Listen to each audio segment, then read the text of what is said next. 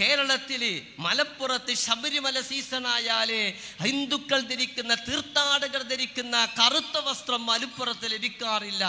Christmas ദിനങ്ങളിൽ മലപ്പുറത്ത് Christmas ദിനങ്ങളിൽ ക്രിസ്ത്യാനികൾ അവരുടെ വീട്ടിൽ കൊണ്ടു നടക്കാറുള്ള ഈ നക്ഷത്രങ്ങളെ മലപ്പുറത്തെ വ്യാപാരികൾ വിൽക്കാറില്ല എന്ന് കെ സുരേന്ദ്രൻ മലപ്പുറത്തെ കുറിച്ച് വിഷലിപ്തമായ പ്രസ്താവന നടത്തുന്നതിന് മുമ്പ് തന്നെ കണ്ണൻ എന്ന് പറയുന്ന സഖാവ് കണ്ണൻ നിയമസഭയിൽ ഈ ആരോപണം ഉന്നയിച്ചത്.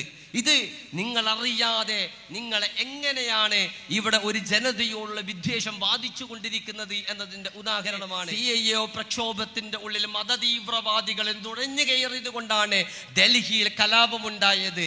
അതിനവര് പോയിന്റ് ഓഫ് റെഫറൻസായി അവർ ചൂണ്ടിക്കാണിച്ചു കൊടുത്തത് കേരള മുഖ്യമന്ത്രിയായ സഖാവ് പിണറായി വിജയന്റെ പ്രസ്താവനയാണ്. നമ്മുടെ രാജ്യം അതിഭീകരമാം വിധം ഫാഷിസ്റ്റ് വൽക്കരിക്കപ്പെട്ടുകൊണ്ടിരിക്കുന്ന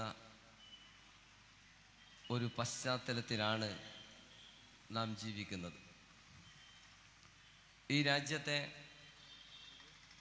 വളരെ പ്രധാനപ്പെട്ട ന്യൂനപക്ഷ വിഭാഗങ്ങളിലൊന്നായ മുസ്ലിം സമുദായത്തിൻ്റെ അസ്തിത്വത്തിന് നേരെയും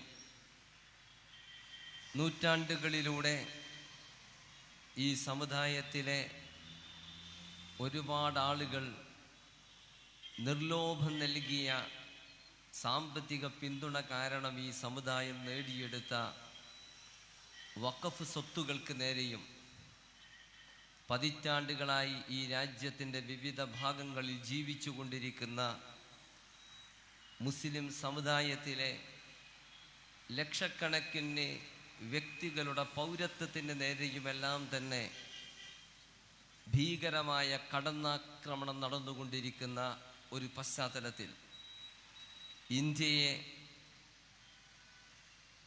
വിഷലിപ്തമായ ഒരു ചരിത്രഘട്ടത്തിലേക്ക് കൊണ്ടുപോകുന്ന ഫാഷിസത്തിനെതിരെ നിർണായകമായ ഒരു സമരം നടക്കേണ്ട ഒരു പശ്ചാത്തലത്തിൽ ഫാസിസ വിരുദ്ധ പോരാട്ട മുഖത്ത് പരസ്പരം സഹകരിച്ചും ഒരുമിച്ച് ചേർന്നും നിലയുറപ്പിക്കേണ്ട രണ്ട് പ്രസ്ഥാനങ്ങളാണ് അടിസ്ഥാനപരമായി ഇടതുപക്ഷ പ്രസ്ഥാനങ്ങളും ഇസ്ലാമിക പ്രസ്ഥാനവുമെന്ന് വിശ്വസിക്കുന്നവരാണ് ഈ പ്രസ്ഥാനം.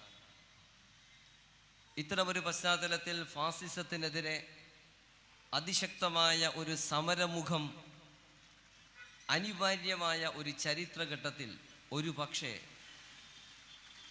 മതേതര സമൂഹത്തിൻ്റെ കൂടെ നിന്നുകൊണ്ട് ഫാസിസ വിരുദ്ധ പോരാട്ടത്തെ ത്വരിതപ്പെടുത്താൻ ശക്തിയുള്ള ഇടതുപക്ഷ പ്രസ്ഥാനവും ഇസ്ലാമിക പ്രസ്ഥാനവും ഇതേപോലെ സംവാദങ്ങളിൽ ഏർപ്പെടുന്നത് ഗുണകരമാണോ എന്നാലോചിക്കുന്ന ഒരുപാട് സുഹൃത്തുക്കൾ ഈ സദസ്സിലുണ്ടാകാം. തീർച്ചയായും അതേറെയൊന്നും ഗുണകരമല്ല എന്ന് വിശ്വസിച്ചുകൊണ്ട് തന്നെയാണ് ചില കാര്യങ്ങളെങ്കിലും നമ്മുടെ സമൂഹത്തിൻ്റെ ശ്രദ്ധയിലേക്ക് കൊണ്ടുവരേണ്ടതുണ്ട് എന്ന ഒരു തീരുമാനത്തിൻ്റെ അടിസ്ഥാനത്തിൽ ഇസ്ലാമിക പ്രസ്ഥാനത്തിൻ്റെ സാരഥികൾ ഇതുപോലെയുള്ള ചില പൊതുസമ്മേളനങ്ങൾക്ക് തുടക്കം കുറിച്ചത്. നേരത്തെ സ്വാഗത പ്രഭാഷണത്തിലും അധ്യക്ഷ ഭാഷണത്തിലും സൂചിപ്പിച്ചതുപോലെ നമ്മുടെ രാജ്യത്തെ നിർണായകമായ ചില ചരിത്രഘട്ടത്തിൽ ഇസ്ലാമിക പ്രസ്ഥാനത്തെ ഒറ്റപ്പെടുത്തി ആക്രമിക്കാനും ജമാഅത്തെ ഇസ്ലാമിയെ പൈശാചികവൽക്കരിക്കാനുമുള്ള ബോധപൂർവമായ ശ്രമം കേരളത്തിലെ ഭരണകക്ഷിയുടെ ഭരണമുന്നണിയിലെ പ്രബല വിഭാഗമായ CPIM-ൻ്റെ ഭാഗത്ത് നിന്ന് സമീപകാലത്തുണ്ടായ ഒരു പശ്ചാത്തലത്തിൽ ഫാസിസ വിരുദ്ധ പോരാട്ടം നടക്കേണ്ടതിൻ്റെ അനിവാര്യത സമ്മതിച്ചുകൊണ്ട് തന്നെ ചില സത്യങ്ങളെങ്കിലും ജനങ്ങളെ ബോധ്യപ്പെടുത്തേണ്ടതുണ്ട് എന്ന ഒരു ചിന്തയുടെയും വിശ്വാസത്തിൻ്റെയും അടിസ്ഥാനത്തിലാണ് ഞങ്ങളിപ്പോൾ ഈ തെരുവിൽ ഒരുമിച്ച് ചേർന്നിരിക്കുന്നത്. യഥാർത്ഥത്തിൽ ഇന്ത്യയിലെ ഇസ്ലാമിക പ്രസ്ഥാനമായ ജമാഅത്തെ ഇസ്ലാമി കഴിഞ്ഞ 75 പരം വർഷമായി ഈ രാജ്യത്ത് പ്രവർത്തിച്ചു കൊണ്ടിരിക്കുന്ന ഒരു പ്രസ്ഥാനമാണ്. ഈ പ്രസ്ഥാനം കഴിഞ്ഞ 75 വർഷമായി പ്രവർത്തിച്ചു കൊണ്ടിരിക്കുമ്പോൾ രാജ്യത്തിൻ്റെ സാമൂഹിക രാഷ്ട്രീയ മേഖലകളിൽ ഇടപെട്ടുകൊണ്ട് സംസാരിക്കുകയും ഈ രാജ്യത്തെ മനുഷ്യരനുഭവിച്ചു കൊണ്ടിരിക്കുന്ന പ്രശ്നങ്ങളെ അഭിമുഖീകരിക്കുകയും ആ പ്രശ്നങ്ങൾക്ക് പരിഹാരമെന്നോണം ഒരുപാട് പരിഹാര നിർദ്ദേശങ്ങൾ മുന്നോട്ട് വെക്കുകയും ചെയ്തിരിക്കുന്ന ഒരു സാമൂഹിക രാഷ്ട്രീയ മതപ്രസ്ഥാനമാണ് യഥാർത്ഥത്തിൽ ജമാഅത്തെ ഇസ്ലാമി. ജമാഅത്തെ ഇസ്ലാമി ഒരു കാലത്തും ഞങ്ങൾ സംസാരിക്കുന്നത് മറ്റേതെങ്കിലും പ്രത്യയശാസ്ത്രത്തിൻ്റെയോ ആദർശത്തിൻ്റെയോ അടിത്തറയിൽ നിന്നുകൊണ്ടാണ് എന്ന് വാദിച്ചിട്ടേയില്ല. ഇന്ത്യ എന്ന് പറയുന്ന ഈ രാജ്യം സ്വാതന്ത്ര്യം പ്രാപിച്ചതു മുതൽ ഇന്നുവരെയുള്ള ഇന്ത്യയുടെ ചരിത്രത്തിൽ നിർണായകമായ പല ഘട്ടങ്ങളിലും ഇന്ത്യ അനുഭവിക്കുന്ന സാമൂഹിക രാഷ്ട്രീയ പ്രശ്നങ്ങളിൽ ഇടപെട്ടുകൊണ്ട് സംസാരിച്ചപ്പോൾ ജമാഅത്തെ ഇസ്ലാമി എന്ന് പറയുന്ന പ്രസ്ഥാനം ഇസ്ലാമാകുന്ന മഹത്തായ ഒരു ആദർശത്തിൻ്റെ പശ്ചാത്തലത്തിൽ നിന്നുകൊണ്ടാണ് ഇന്ത്യയിലെ ജനപദങ്ങളോട് സംസാരിച്ചത്. ഫാസിസ വിരുദ്ധ പോരാട്ടത്തെക്കുറിച്ച് സംസാരിക്കുമ്പോഴും ഫാസിസത്തിൻ്റെ വംശീയമായ ഭീകരമായ സങ്കല്പങ്ങളെ തുറന്നു കാട്ടുമ്പോഴും ഇന്ത്യയെ വിഴുങ്ങിക്കൊണ്ടിരിക്കുന്ന ഫാസിസത്തിൻ്റെ ദുഷ്ടലക്ഷ്യങ്ങൾ ജനസമക്ഷം വിശദീകരിക്കുമ്പോഴും ജമാഅത്തെ ഇസ്ലാമി എന്ന് പറയുന്ന പ്രസ്ഥാനം ഇസ്ലാമിൻ്റെ പ്രത്യയശാസ്ത്ര ഭൂമിയിൽ നിന്നുകൊണ്ട് തന്നെയാണ് സംസാരിക്കാറുള്ളത്. ഇന്ത്യയിലെ വിവിധ ഭരണകൂടങ്ങൾ പല സന്ദർഭങ്ങളിലും നടപ്പാക്കിയ തെറ്റായ വികസന നയങ്ങളും തെറ്റായ പദ്ധതികളും കാരണം ഈ രാജ്യത്ത് പലരും കുടിയിറക്കപ്പെട്ടപ്പോൾ കുടിയിറക്കപ്പെട്ട ജനങ്ങളുടെ പക്ഷത്ത് നിന്നുകൊണ്ട് ഇസ്ലാമിക പ്രസ്ഥാനങ്ങൾ സംസാരിച്ചപ്പോഴും ആ സംസാരം ഇസ്ലാമിൻ്റെ പ്രത്യയശാസ്ത്ര ഭൂമിയിൽ നിന്നുകൊണ്ടുള്ള സംസാരമായിരുന്നു. ആണവ കരാറിൽ ഒപ്പുവെക്കാൻ തീരുമാനിച്ചതിനെ തുടർന്ന് NDA സർക്കാരിന് മുമ്പ് ഇന്ത്യ ഭരിച്ച മതേതര ജനാധിപത്യ സഖ്യവുമായി ഇടതുപക്ഷം വേർതിരിയുകയും ആ സഖ്യത്തെ അവർ വിമർശിക്കുകയും ചെയ്തപ്പോൾ ഇന്ത്യ എന്ന് പറയുന്ന ഈ മഹത്തായ രാജ്യത്തിൻ്റെ സമീപനങ്ങളെയും നിലപാടുകളെയും തെറ്റായ രൂപത്തിൽ കൊണ്ടുപോകുന്ന അന്നത്തെ ഭരണകൂടത്തെ വിമർശിക്കാൻ ഇസ്ലാമിക പ്രസ്ഥാനങ്ങൾ മുന്നോട്ട് വന്നപ്പോഴും ഇസ്ലാമിൻ്റെ പ്രത്യയശാസ്ത്ര ഭൂമികയിൽ നിന്നുകൊണ്ട് തന്നെയാണ് ഇസ്ലാമിക പ്രസ്ഥാനങ്ങൾ സംസാരിച്ചത്. കാരണം ജമാഅത്തെ ഇസ്ലാമി എന്ന് പറയുന്ന പ്രസ്ഥാനത്തിന് ഇസ്ലാം എന്നത് ഒരാദർശമാണ്, അതൊരു മഹാ ആശയമാണ്.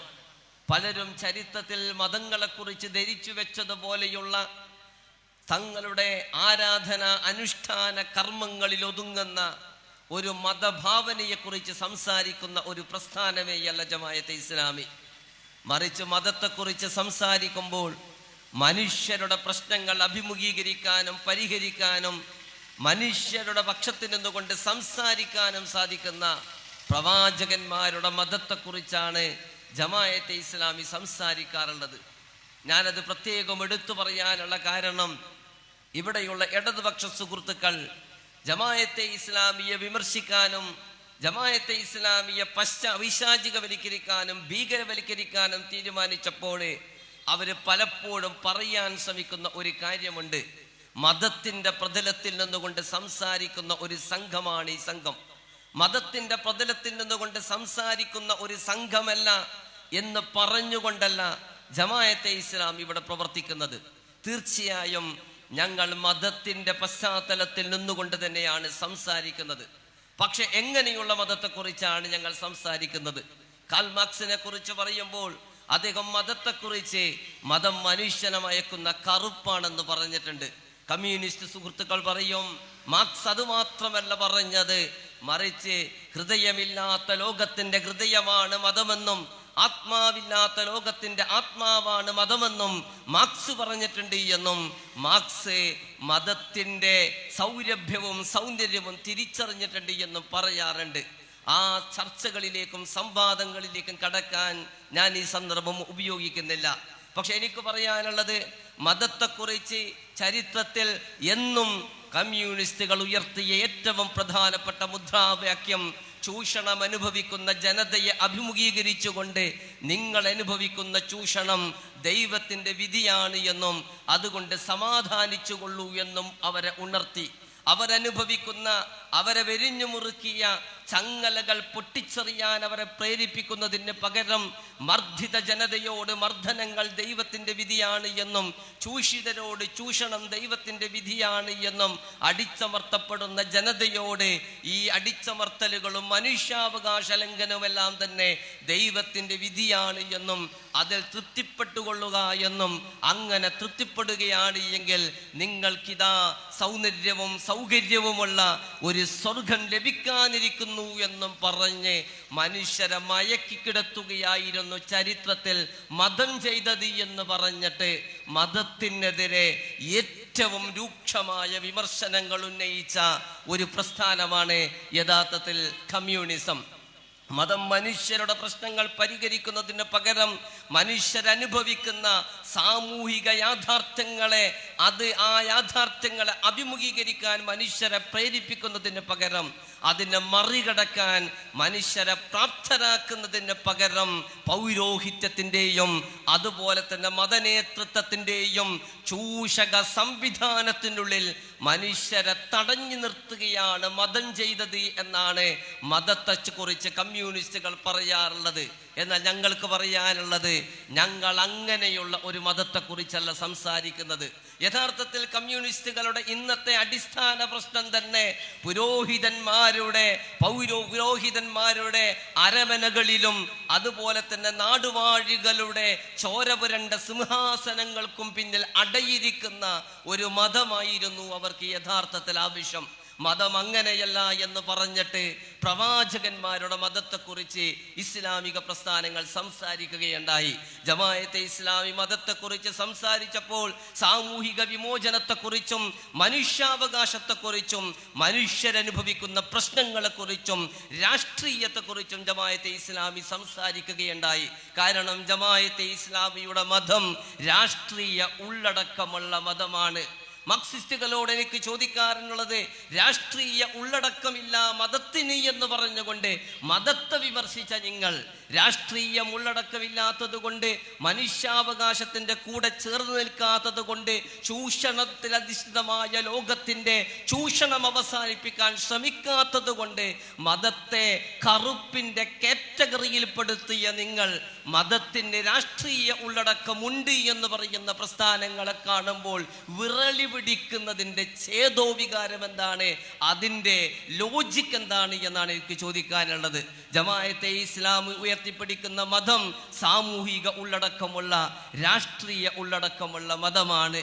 അടിച്ചമർത്തപ്പെട്ട ജനതയെ വിമോചിപ്പിക്കാൻ വേണ്ടി ചരിത്രത്തിൽ എഴുന്നേറ്റ് നിന്ന ആ ജനതയുടെ ചരിത്ര പശ്ചാത്തലത്തെ പശ്ചാത്തലമാക്കിക്കൊണ്ട് വനുരീദു അന്നമുന്ന അലല്ലദീന ഉസ്തുൽഇഫൂ ഫിൽ അർളി വനജ്അലഹും അഇമ്മതൻ വനജ്അലഹുൽ വാരിസീൻ, ഭൂമിയിൽ അടിച്ചമർത്തപ്പെട്ട ജനതയോട് ഔദാര്യം കാണിക്കാനും അവരെ ഭൂമിയുടെ നേതാക്കന്മാരാക്കി മാറ്റാനും നായകന്മാരാക്കി മാറ്റാനും നാം ആഗ്രഹിക്കുന്നു എന്ന ദൈവിക വചനത്തെ അനർത്ഥമാക്കിക്കൊണ്ട് ഫറോവ എന്ന് പറയുന്ന ഏക ഛത്രാധിപതിയുടെ കൊട്ടാരത്തിലേക്ക് കടന്നു വന്നിട്ട് അടിച്ചമർത്തപ്പെട്ട ജനതയെ ഞങ്ങളുടെ കൂടെ വിട്ടുതരൂ എന്ന് പറഞ്ഞ പ്രവാചകൻ മോസസിന്റെയും പ്രവാചകൻ ഹാറൂനിന്റെയും മതത്തെയാണ് ജമാഅത്തെ ഇസ്ലാമി പ്രതിനിധാനം ചെയ്യുന്ന മതം.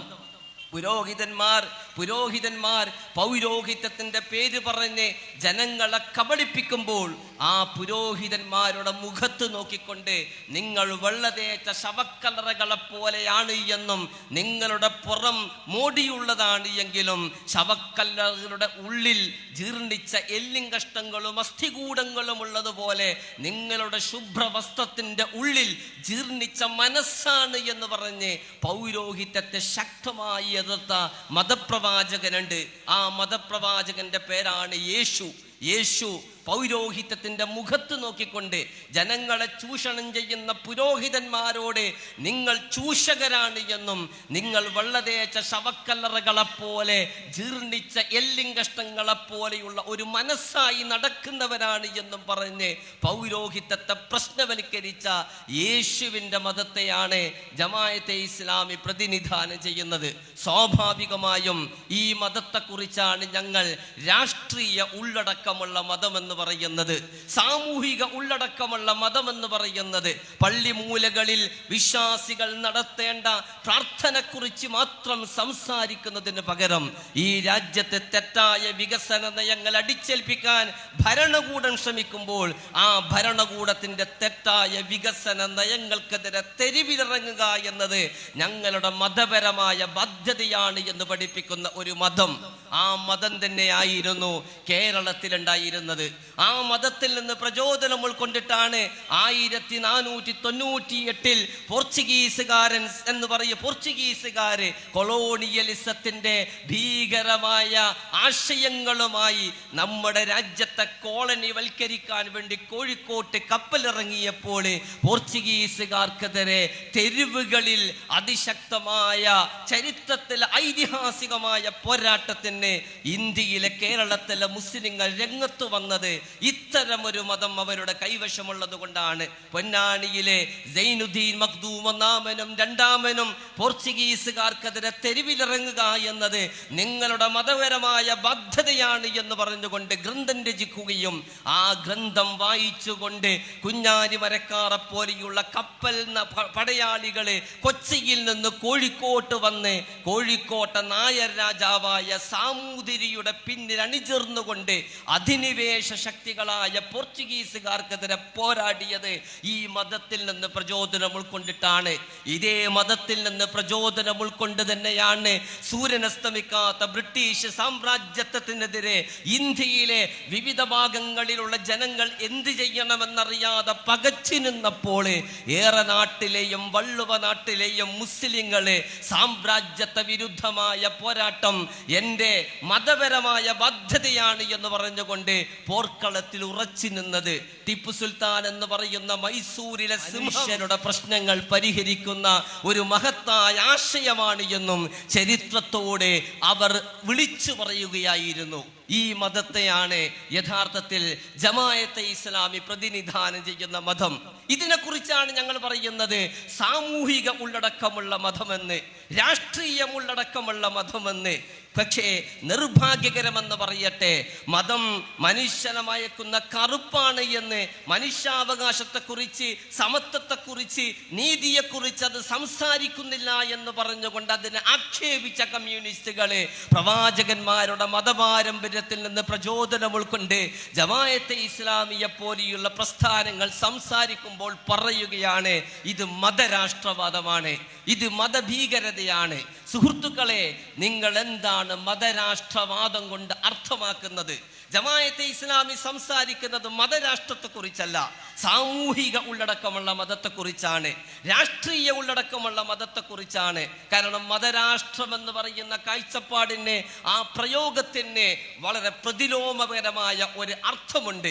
യൂറോപ്പിലെ മതരാഷ്ട്രവാദം യൂറോപ്പിന്റെ ഒരു പ്രത്യേകമായ ചരിത്ര പ്രതിഭാസമാണ്. കോപ്പർനിക്കസിനെ പോലെയുള്ള ശാസ്ത്രകാരന്മാർ, ബ്രൂണോയെ പോലെയുള്ള ഗലീലിയോവിനെ പോലെയുള്ള ചിന്തകന്മാര് അവരുടെ ചിന്തയുടെ വാതിലുകൾ തുറന്നിട്ടപ്പോഴേ അവരെ ഇൻക്വിസിഷൻ എന്ന പേരിൽ അറിയപ്പെടുന്ന മതവിചാരണ കോടതിയിൽ ക്രൂരമായി പീഡിപ്പിച്ച ഒരു മതമുണ്ട്.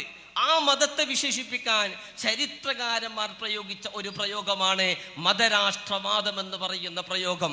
മറ്റൊരർത്ഥത്തിൽ പുരോഹിതന്മാരോടൊപ്പം ചേർന്ന് നിന്നുകൊണ്ട് മതത്തെ തങ്ങളുടെ മലീമസമായ അധികാര താല്പര്യങ്ങൾക്ക് വേണ്ടി ദുരുപയോഗം ചെയ്ത യൂറോപ്പിലെ പൗരോഹിത്യ മതത്തെ അടിവരയിടുന്ന, അതിനെ അടയാളപ്പെടുത്തുന്ന ഒരു മതപ്രയോഗമാണ് മതരാഷ്ട്രവാദം. അതുകൊണ്ട് മാത്രമാണ് മതരാഷ്ട്രവാദം എന്ന് പറയുന്ന പ്രയോഗത്തെ ഞങ്ങൾ എതിർക്കുന്നത്. അതിന്റെ അർത്ഥം രാഷ്ട്രീയ ഉള്ളടക്കമുള്ള മതത്തെക്കുറിച്ച് സംസാരിക്കണ്ട എന്ന് ജമാഅത്തെ ഇസ്ലാമി തീരുമാനിച്ചു എന്നല്ല. ജമാഅത്തെ ഇസ്ലാമി രാഷ്ട്രീയ ഉള്ളടക്കമുള്ള മതത്തെക്കുറിച്ച് തന്നെയാണ് ഇന്നും സംസാരിക്കുന്നത്, ഇന്നലെയും സംസാരിക്കുന്നത്, അത് എന്നും സംസാരിച്ചു കൊണ്ടിരിക്കുന്നത് ആ മതത്തെക്കുറിച്ച് തന്നെയായിരിക്കും. കമ്മ്യൂണിസ്റ്റുകളുടെ മതരാഷ്ട്രവാദം പോലെയുള്ള ഇതുപോലെയുള്ള പേടിപ്പെടുത്തുന്ന വർത്തമാനങ്ങൾ കേട്ട് മതഭീകരവാദികൾ, മതമൗലികവാദികൾ, മതരാഷ്ട്രവാദികൾ എന്ന പ്രയോഗത്തിലൂടെ ഈ പ്രസ്ഥാനത്തെ പൈശാചികവൽക്കരിക്കുമെന്ന് കരുതി രാഷ്ട്രീയ ഉള്ളടക്കമുള്ള മതത്തെക്കുറിച്ച് സംസാരിക്കണ്ട എന്ന് തീരുമാനിച്ചവരല്ല ജമാഅത്തെ ഇസ്ലാമിയുടെ പ്രവർത്തകർ. ഞങ്ങൾ ആ സംസാരം തുടർന്നുകൊണ്ടേയിരിക്കും. പക്ഷേ കമ്മ്യൂണിസ്റ്റുകളുടെ പ്രശ്നം രാഷ്ട്രീയ ഉള്ളടക്കമുള്ള മതമാണ്. പുരോഹിതന്മാരുടെ മതത്തെ അവര് അരമനയിൽ കൊണ്ടുപോയി ഇരുത്തും. പുരോഹിതന്മാരുടെ മതത്തെ അഥവാ മാർക്സ് വിശേഷിപ്പിച്ച മതം കറുപ്പാകുന്ന ഒരു ചരിത്രഖണ്ഡത്തിലെ മതത്തെ കറുപ്പാക്കി ഉപയോഗപ്പെടുത്തിക്കൊണ്ടിരിക്കുന്ന പാതിരിമാരുടെയും പുരോഹിതന്മാരുടെയും അരമനകളിലെ കമ്മ്യൂണിസ്റ്റുകളെ കാവൽ നിൽക്കും. അവരെ സ്വീകരിക്കാൻ വേണ്ടി കമ്മ്യൂണിസ്റ്റ് നേതാക്കന്മാരെ അവരുടെ അരമനകൾക്ക് മുമ്പിൽ ക്യൂ നിൽക്കും. അവരെ പാർട്ടി ഓഫീസിലേക്ക് ചുവന്ന പരവതാനി വിരിച്ചുകൊണ്ട് ആനയിക്കാൻ വേണ്ടി അവർ മത്സരിക്കും. ചരിത്രത്തിലെ മാർക്സിസ്റ്റുകൾക്ക് സംഭവിച്ച ഏറ്റവും വലിയ ഒരു അപജയമാണ് ഈ അപജയം എന്നാണ് എനിക്ക് സൂചിപ്പിക്കാനുള്ളത്. ഇന്ന് മാർക്സിസ്റ്റുകൾ ഇന്ന് ജമാഅത്തെ ഇസ്ലാമിയെ അഭിമുഖീകരിച്ചുകൊണ്ട് പറയുന്നു അവർ മതമൗലികവാദികളാണ്. എനിക്ക് അവരോട് ചോദിക്കാനുള്ളത്, സുഹൃത്തുക്കളെ, നിങ്ങൾക്ക് എവിടെ നിന്നാണ് മതമൗലികവാദികൾ എന്ന പദപ്രയോഗം കിട്ടിയത്? മാർക്സിസം ചരിത്രത്തിൽ രംഗത്തു വന്നത് മുതലാളിത്തത്തിനെതിരെയുള്ള ഒരു പോരാട്ടം തുടക്കം കുറിക്കുക എന്ന ഉദ്ദേശത്തോടു കൂടിയാണ്. ലോകത്ത് നിലനിൽക്കുന്നത് അടിസ്ഥാനപരമായി ഉള്ളവനും ഇല്ലാത്തവനും തമ്മിൽ എന്ന രണ്ട് വർഗമാണ് എന്നും ഇല്ലാത്തവന്റെ പക്ഷം ചേർന്നുകൊണ്ട് ഇല്ലാത്തവന്റെ കൈകൾ വെരിഞ്ഞു മുറുക്കിയ ചങ്ങലകളൊക്കെ അറുത്തുമാറ്റി ഇല്ലാത്തവൻ്റെതായ ഒരു സാമൂഹിക ഘടന സൃഷ്ടിക്കുക എന്നതാണ് തങ്ങളുടെ ചരിത്ര ദൗത്യമെന്നും വിശേഷിപ്പിച്ചവരാണ് മാർക്സിസ്റ്റുകളെ. സർവരാജ്യ തൊഴിലാളികളെ ഒന്നിക്കുവിൻ, നിങ്ങൾക്ക് നഷ്ടപ്പെടാൻ ഒന്നുമില്ല, നിങ്ങളെ വെരിഞ്ഞു മുറുക്കിയ ചങ്ങലകളല്ലാതെ എന്ന് മാർക്സ് പറയുമ്പോൾ, മാർക്സ് ഈ വർത്തമാനം പറയുന്നതിന്റെ നൂറ്റാണ്ടുകൾക്ക് മുമ്പാണ് പ്രവാചകനെ കുറിച്ച് വിശുദ്ധ ഖുർആൻ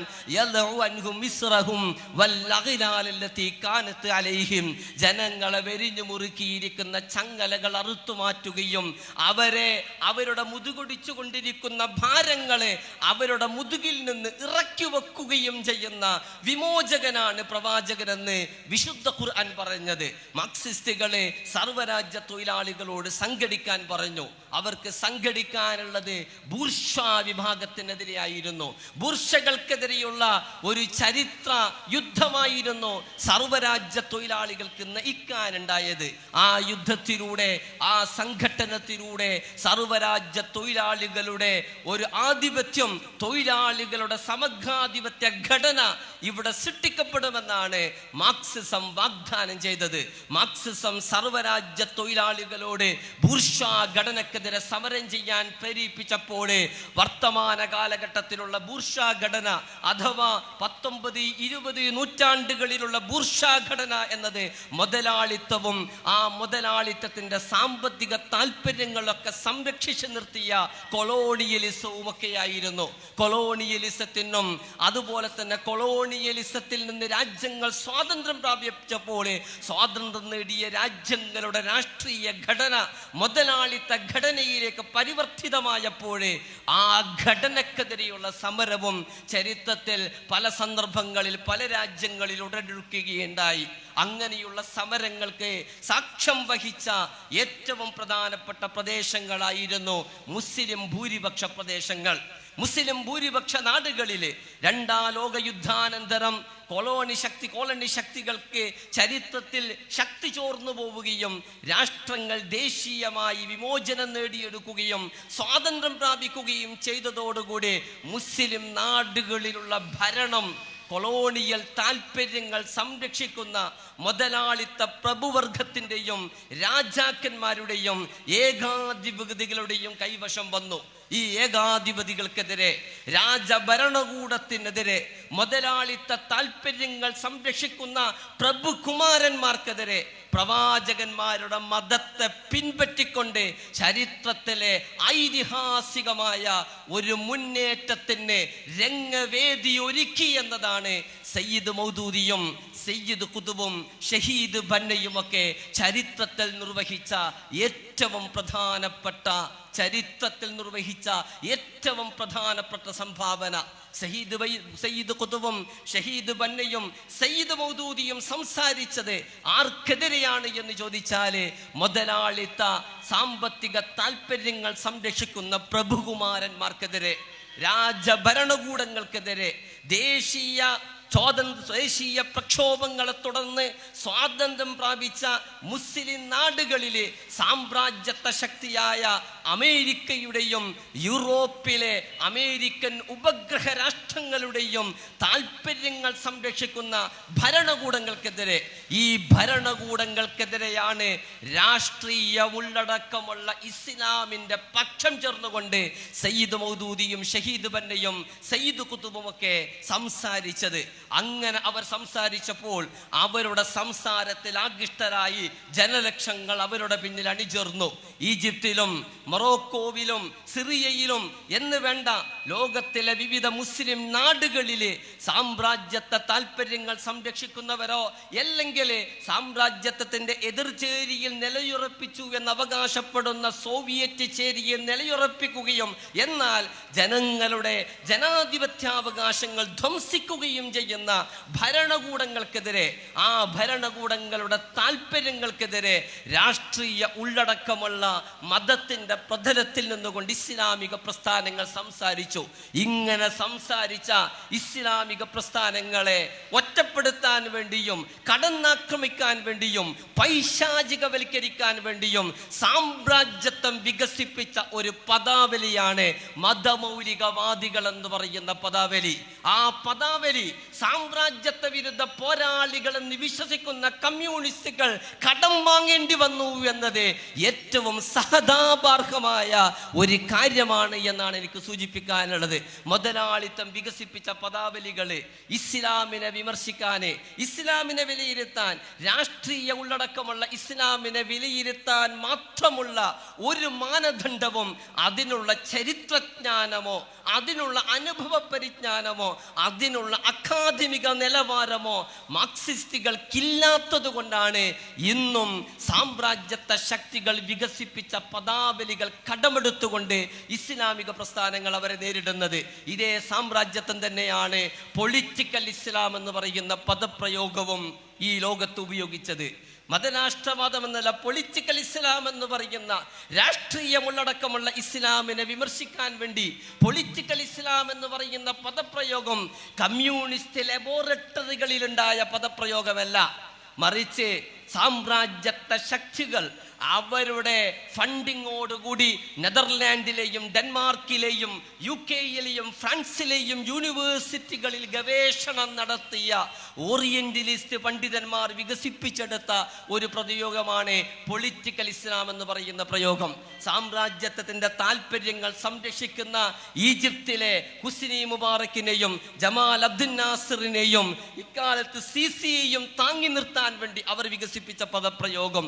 സാമ്രാജ്യത്വത്തിന് വേണ്ടി ദാസ്യവേല ചെയ്തുകൊണ്ടിരിക്കുന്ന അറബ് രാജാക്കന്മാരെ ജനങ്ങളുടെ പണം അപഹരിച്ചുകൊണ്ട്, ജനങ്ങളെ ചൂഷണം ചെയ്തുകൊണ്ട് സാമ്രാജ്യത്വ ശക്തികൾക്ക് തങ്ങളുടെ നാട്ടിന്റെ വിവിധ മേഖലകളിലെ നാവൽ ബേസുകൾ തുറന്നു കൊടുത്തിരിക്കുന്ന അറബ് രാജാക്കന്മാരെ സുഖിപ്പിക്കാൻ വേണ്ടി സാമ്രാജ്യത്വം വികസിപ്പിച്ചെടുത്ത പദപ്രയോഗമാണ് പൊളിറ്റിക്കൽ ഇസ്ലാം എന്ന് പറയുന്ന പദപ്രയോഗം.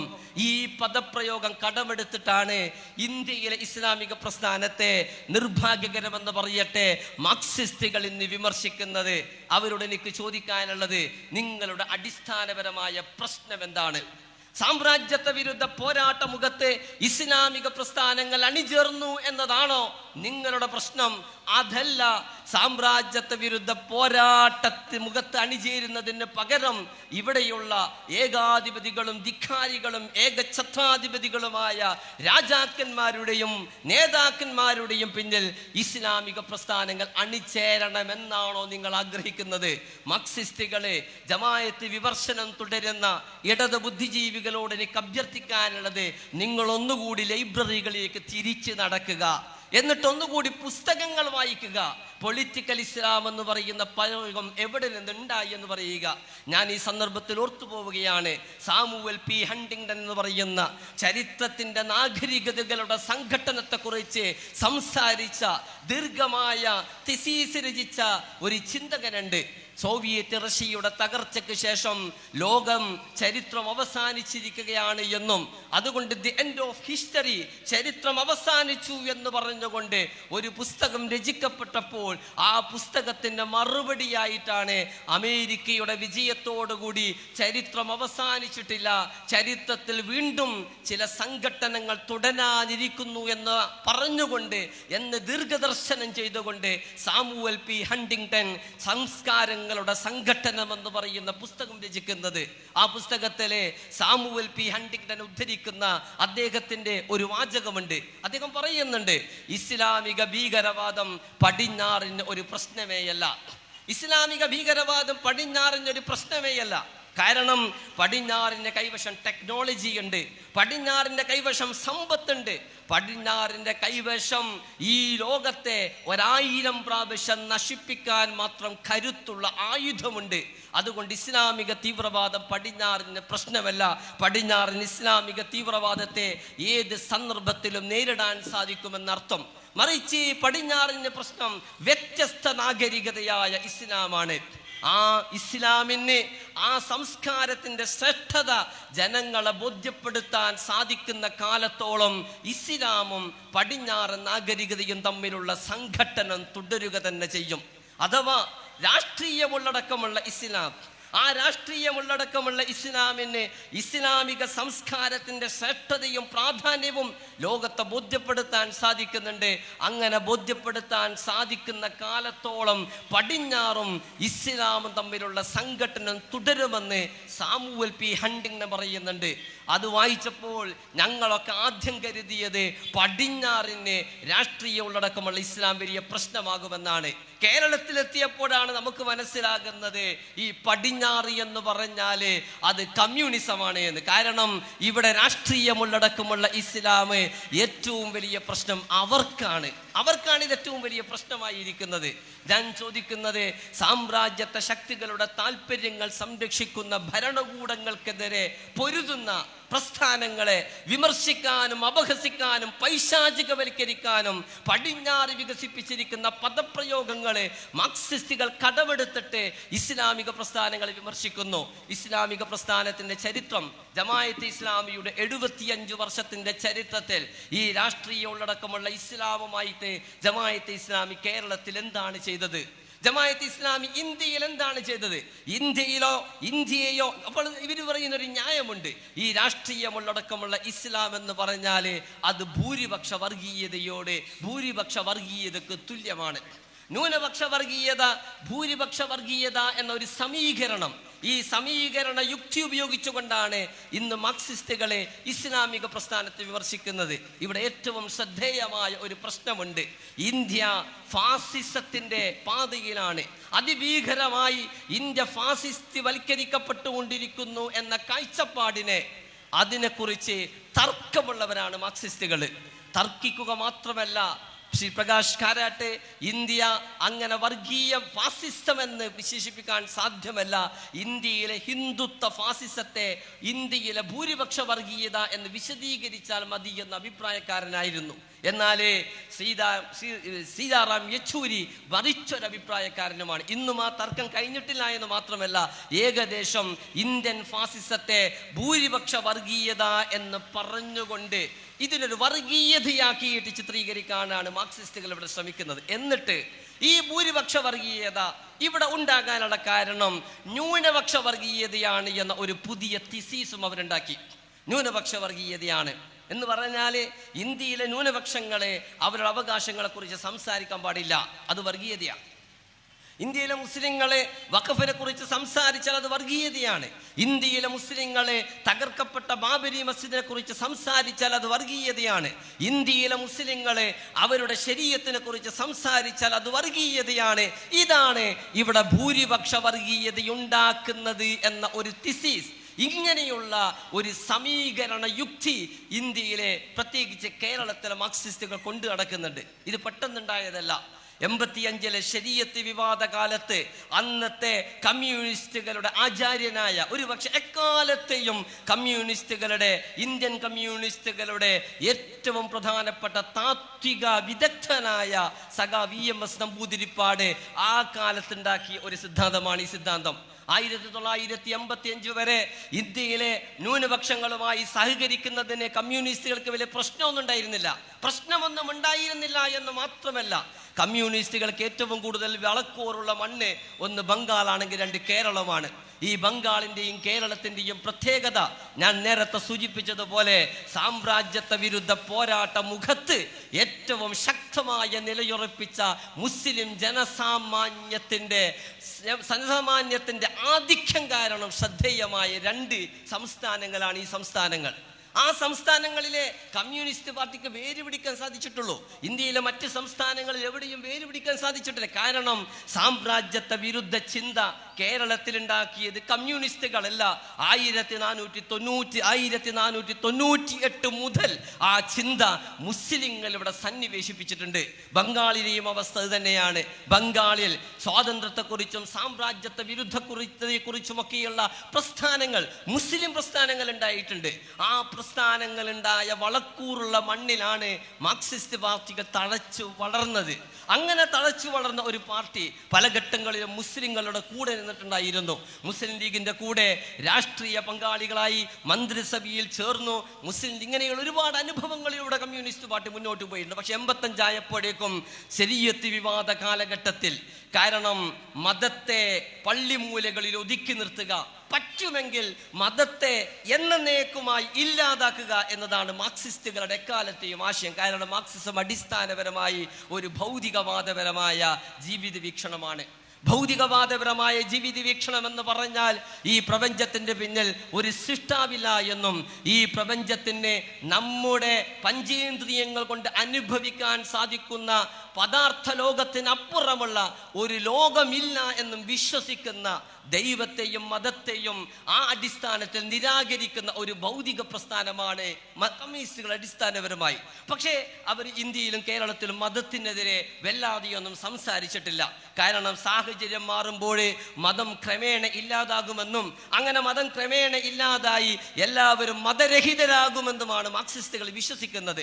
മതരഹിതത്വത്തെക്കുറിച്ച് സംസാരിക്കുമ്പോൾ മതരഹിതമായ ഒരു മതേതരത്വത്തെക്കുറിച്ചാണ് മാർക്സിസ്റ്റുകൾക്ക് സംസാരിക്കാനുള്ളത്. എന്നാൽ 85 ശരീഅത്തിന് വേണ്ടി ഇന്ത്യയിലെ മുസ്ലിങ്ങൾ തങ്ങളുടെ പൗരാവകാശങ്ങൾക്ക് വേണ്ടി, തങ്ങളുടെ ശരീഅത്ത് അനുവദിച്ചു തരുന്ന വ്യക്തി സ്വാതന്ത്ര്യത്തിന് വേണ്ടി, ആ വ്യക്തി സ്വാതന്ത്ര്യത്തിന് നേരെ കോടതിയും മറ്റുമൊക്കെ കടന്നുകയറ്റം നടത്തിയപ്പോൾ ആ ശരീഅത്തിൽ നമുക്ക് നൽകുന്ന വ്യക്തി സ്വാതന്ത്ര്യത്തിന് വേണ്ടി മുസ്ലിങ്ങൾ തെരുവിലിറങ്ങി. ഈ സന്ദർഭത്തിലാണ് EMSന്റെ നേതൃത്വത്തിൽ ആദ്യമായി കേരളത്തിലെ മുസ്ലിങ്ങളെയും ന്യൂനപക്ഷത്തെയും ഒക്കെ വൽക്കരിക്കാനുള്ള ശ്രമം ഉണ്ടാകുന്നത്. പിന്നീട് 90കളിൽ ബാബരി മസ്ജിദ് വിവാദമുണ്ടായി. ബാബരി മസ്ജിദ് തകർക്കപ്പെട്ടു. തകർത്തതിന്റെ ഏറ്റവും പ്രധാനപ്പെട്ട ഉത്തരവാദി അന്ന് ഇന്ത്യ ഭരിച്ചിരുന്ന കോൺഗ്രസ് പാർട്ടിയായിരുന്നു. ന്യൂനപക്ഷങ്ങൾക്ക് സ്വാഭാവികമായും ഈ തകർച്ചയ്ക്ക് നേതൃത്വം കൊടുത്ത ഫാസിസ്റ്റുകളെ തടഞ്ഞു നിർത്തുന്നതിൽ പരാജയപ്പെട്ട കോൺഗ്രസ് പാർട്ടിയോട് അതിശക്തമായ എതിർപ്പുണ്ടായി. ഈ ഘട്ടത്തിലെ മുസ്ലിങ്ങളോടൊപ്പം കമ്മ്യൂണിസ്റ്റ് പാർട്ടികൾ ചേർന്നിരുന്നു എന്ന് മാത്രമല്ല, ഇന്ത്യയിലെ ഇസ്ലാമിക പ്രസ്ഥാനമായ ജമാഅത്തെ ഇസ്ലാമിയോടൊപ്പം ചേർന്ന് നിന്നുകൊണ്ട് തെരുവുകളിൽ മുഴുവനും തന്നെ കമ്മ്യൂണിസ്റ്റുകൾ സംവാദത്തിൽ ഏർപ്പെട്ടു. ഫാസിസത്തിനെതിരെ ഇന്ത്യ നേരിടുന്ന ഭീകരമായ വെല്ലുവിളികൾക്കെതിരെ ജമാഅത്തെ ഇസ്ലാമിയുടെ കൂടെ നിൽക്കുക മാത്രമല്ല, എത്രയോ വർഷങ്ങളെ ജമാഅത്തെ ഇസ്ലാമിയുടെ പിന്തുണ സ്വീകരിക്കുകയും അവരുടെ വോട്ടുകളെ സമാഹരിക്കുകയും ഒക്കെ ചെയ്യുന്നതിൽ മാർക്സിസ്റ്റുകൾ ഒരു മടിയും കാണിച്ചില്ല. പക്ഷേ കാലം വീണ്ടും മുന്നോട്ട് പോയി. പോയി ഇപ്പോഴുള്ളൊരു ചരിത്രഘട്ടത്തില് മാർക്സിസ്റ്റ് പാർട്ടി ഇന്ത്യയിൽ തന്നെ നാമാവശേഷമായിക്കൊണ്ടിരിക്കുകയാണ്. അതിന് പിടിച്ചു നിൽക്കാൻ പറ്റുന്ന ഒരേ ഒരു തുരുത്തായി കേരളം മാറിയിട്ടുണ്ട്. കേരളത്തിലെ നിരന്തരം ഭരണം കിട്ടണമെങ്കിൽ കേരളത്തിലെ ഭൂരിപക്ഷ മതവിശ്വാസികളുടെ പിന്തുണ ഉറപ്പിക്കുന്നതിലൂടെ മാത്രമേ, പ്രത്യേകിച്ച് ഹൈന്ദവ ക്രൈസ്തവ വോട്ടുകൾ സമാഹരിച്ചുകൊണ്ട് മാത്രമേ കേരളത്തിലെ ഭരണം നിലനിർത്താൻ സാധിക്കുകയുള്ളൂ എന്ന തിരിച്ചറിവിൽ നിന്നാണ് ഇപ്പോൾ ഇസ്ലാമിനെയും ഇസ്ലാമിക പ്രസ്ഥാനത്തെയും ഭീകരവൽക്കരിക്കാനുള്ള പുതിയ ഉമറുമൊക്കെ രാഷ്ട്ര ഭരണാധികാരികളാണ്. ഇതൊക്കെ മതരാഷ്ട്രവാദമാണ് എന്ന് പറയാനുള്ള ധൈര്യം നിങ്ങൾ കാണിക്കുമോ? കമ്മ്യൂണിസ്റ്റുകളോട് മാത്രമല്ല, കമ്മ്യൂണിസ്റ്റുകളോടൊപ്പം ചേർന്ന് നിന്നിട്ട് ഞങ്ങൾ മതരാഷ്ട്രവാദികളല്ല, മതരാഷ്ട്രവാദം ഇസ്ലാമില്ല എന്നൊക്കെ പറഞ്ഞിട്ട് കമ്മ്യൂണിസ്റ്റുകൾക്ക് വേണ്ടി ദാസ്യവേല ചെയ്യുന്ന ചില പുരോഹിതന്മാരുമുണ്ട്. അവരോടും എനിക്ക് ചോദിക്കാനുള്ളത് ഇതേ ചോദ്യം തന്നെയാണ്. പ്രവാചകൻ മുഹമ്മദ് മുസ്തഫ സല്ലല്ലാഹു അലൈഹി വസല്ലമയെ കുറിച്ച് പറയുമ്പോൾ അദ്ദേഹം മദീന കേന്ദ്രീകരിച്ചിട്ട് ഒരു രാഷ്ട്രമുണ്ടാക്കിയിട്ടുണ്ട്.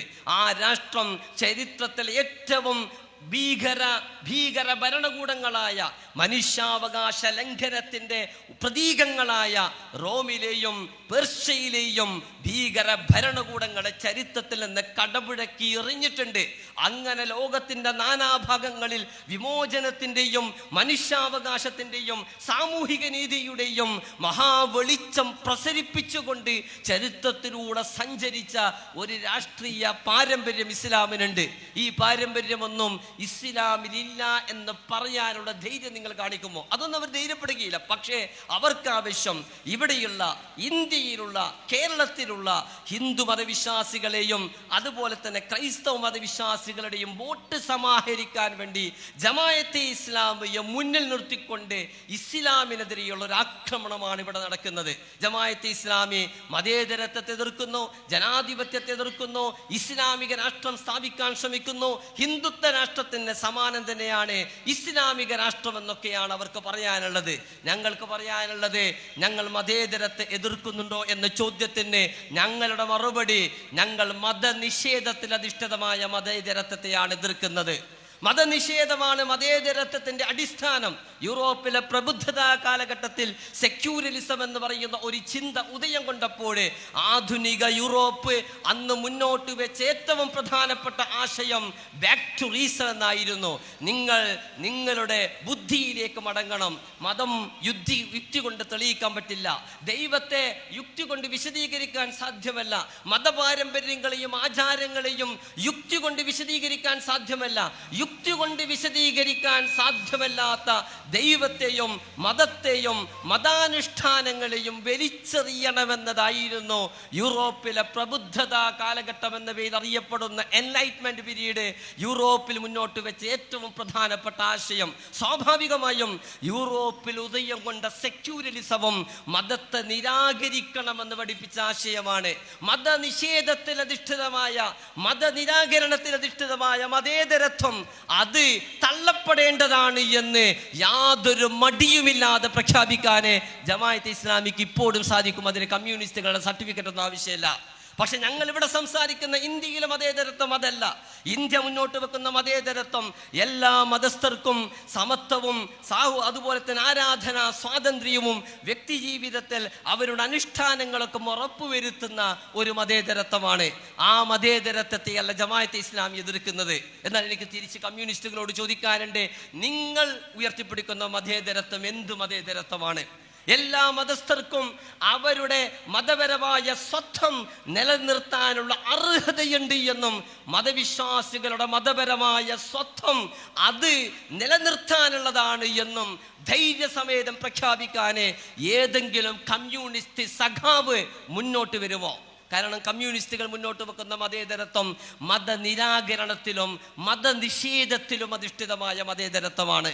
ജമാഅത്തെ ഇസ്ലാമി മതനിരാകരണത്തിലും മതനിഷേധത്തിലും അധിഷ്ഠിതമായ മതേതരത്വത്തെയാണ് എതിർക്കുന്നത്. രണ്ടാമത് പറയുന്നത്, ജമാഅത്തെ ഇസ്ലാമി ജനാധിപത്യത്തിനെതിരാണ്. സയ്യിദ് മൗദൂദിയെ ഉയർത്തിപ്പിടിച്ചുകൊണ്ട് അദ്ദേഹം എഴുതിയ അദ്ദേഹത്തിന്റെ ഒരു പ്രഭാഷണം മുന്നിൽ വെച്ചുകൊണ്ടാണ് അദ്ദേഹം ജനാധിപത്യത്തിനെതിരാണ് എന്ന് പറയുന്നത്. സുഹൃത്തുക്കളെ, സയ്യിദ് മൗദൂദിയുടെ പ്രൗഢഗംഭീരമായ മറ്റൊരു പുസ്തകമുണ്ട്. ആ പുസ്തകത്തിന്റെ പേര് തന്നെ ഖിലാഫത്ത് ഔർ മുലൂക്കിയത്ത് എന്നാണ്. രാജവാഴ്ചയോ അല്ലെങ്കിൽ ഖിലാഫത്തോ എന്നാണ് ആ പുസ്തകത്തിന്റെ പേര്. ആ പുസ്തകത്തിൽ അദ്ദേഹം ജനാധിപത്യ വിരുദ്ധമായ രാജവാഴ്ചയെ വിമർശിച്ചതിന്റെ പേരിൽ പ്രവാചകന്റെ കാലശേഷം തന്നെ ചരിത്രത്തിൽ ഉദയം ചെയ്ത രാജവാഴ്ചയെ വിമർശിച്ചതിന്റെ പേരിൽ ഇന്ത്യയിലെ മുസ്ലിം പണ്ഡിതന്മാരടക്കം തന്നെ പ്രമുഖന്മാരായ പല മഹാപണ്ഡിതന്മാരെയും മൗദൂദി വിമർശിച്ചു എന്ന് പറഞ്ഞിട്ട് മൗദൂദിയെ വിമർശിക്കുന്നുണ്ട്. മൗദൂദി യഥാർത്ഥത്തിൽ ജനാധിപത്യത്തെയായിരുന്നില്ല എതിർത്തത്. ജനാധിപത്യം എന്ന് പറഞ്ഞാൽ ജനാധിപത്യ ഉള്ളടക്കമുള്ള ജനങ്ങളുടെ ഭരണാധികാരി ജനങ്ങൾ തെരഞ്ഞെടുക്കണമെന്നതും ജനങ്ങളുടെ ഭരണാധികാരികളെ ഒരു നാട്ടിലെ ഭരണാധികാരികൾ ജനാഭിലാഷം അനുസരിച്ചു കൊണ്ടായിരിക്കണമെന്നുമുള്ള ജനാധിപത്യത്തെ എക്കാലത്തും പിന്തുണക്കുക മാത്രമല്ല, വിശുദ്ധ ഖുർആനിന്റെയും ഇസ്ലാമിക ചരിത്രത്തിന്റെയും പിൻബലത്തോടുകൂടി അത്തരമൊരു ജനാധിപത്യമാണ് ഇസ്ലാം മുന്നോട്ട് വെക്കുന്ന ജനാധിപത്യമെന്ന് പറഞ്ഞ ഒരാളാണ് മൗദൂദി. പക്ഷെ ജനാധിപത്യത്തിന്റെ മറ്റൊരു വശമുണ്ട്. ജനാധിപത്യം എന്ന് പറഞ്ഞാല് തെറ്റുകൾ, മൊറാലിറ്റി, ഒരു കാര്യം മോറലി റൈറ്റ് ആണോ റോങ് ആണോ, ഒരു കാര്യം ധാർമ്മികമായി ശരിയാണോ തെറ്റാണോ, ഇത് തീരുമാനിക്കേണ്ടത് ജനങ്ങളാണോ എന്നത് മറ്റൊരു പ്രശ്നമാണ്. ഉദാഹരണത്തിന് സ്വവർഗാനുരാഗം, സ്വവർഗ വിവാഹം, ഇത് തെറ്റാണോ ശരിയാണോ, ഇത് തീരുമാനിക്കേണ്ടത് ജനങ്ങളാണോ?